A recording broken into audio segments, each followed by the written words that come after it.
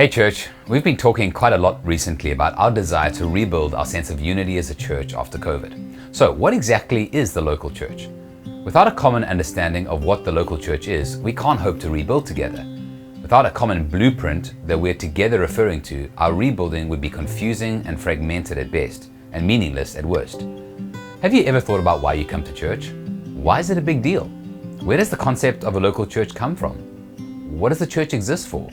What does this have to do with our individual faiths? And how does it speak to our varying life circumstances and needs? Whether we express it or not, we all innately hold to a view of what the church is, and this in turn shapes how we relate to it. Do we come to church with the sole intention of taking something we need from it and honestly not caring for very much beyond that? Or are we perhaps actively serving and plugged in, but deep down feel burnt out and resentful of the church?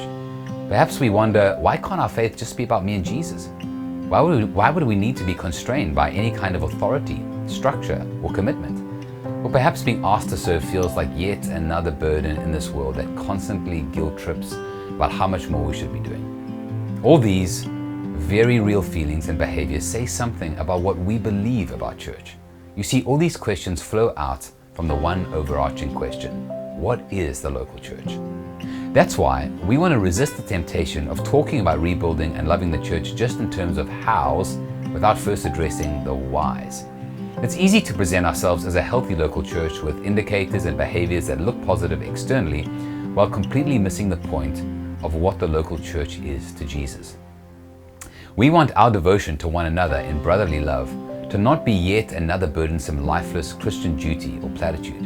But we want the blessing and the joy behind this command to set our hearts aflame. We don't want to gather on Sundays just because that's what Christians do, but we want to come every Sunday knowing exactly our purpose for showing up and how that relates to the sea of faces in our midst.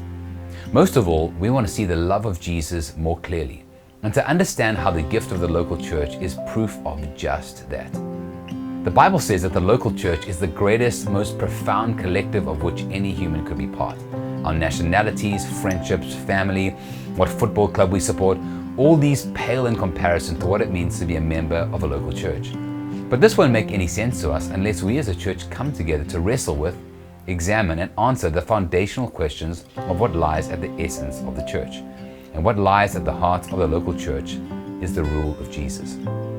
If Jesus is really king, where's his reign seen here on earth? What does it even do? For the reign of Jesus to transcend the climax of mere fairy tale, it must have a tangible expression in our real world. Matthew 16 shows us that the force of this supremacy is felt in the church. It shows us that because Jesus is the Christ, the church was birthed and continues to exist today. It was God's idea that the church itself should attest to who He is, that it shall attest to the God who not only loves us on a very personal level, but loves His gathered body that He gave Himself up for. If we love Jesus, we love what He loves, and it's impossible to not love His church. The church isn't just about organization, function, and vision. It's about Christ's beautiful treasure. The New Testament shows us that this church is not an abstract, romantic notion that merely lives in the realm of theory, but that the holy universal church exists in a myriad of concrete, physical, on-the-ground, local expressions that span geography and time. The local church we see in the New Testament is messy. It's relationships. It's the Spirit-empowered, glorious, tangible picture of Emmanuel, God with us. Where then do we fit into all this? How do we bridge the chasm between what we might feel or think about the local church and its beautiful reality? We're looking forward to figuring this out together as a church over the next couple of months. In the meantime, I'd like to call us to two things. Firstly, can we all become curious about what God has to say about His church? I'm sure there are areas of understanding about the church in which every one of us can grow. Secondly, can I invite all of us to pray for the unity and health of our local church, RHC. Thanks so much for listening.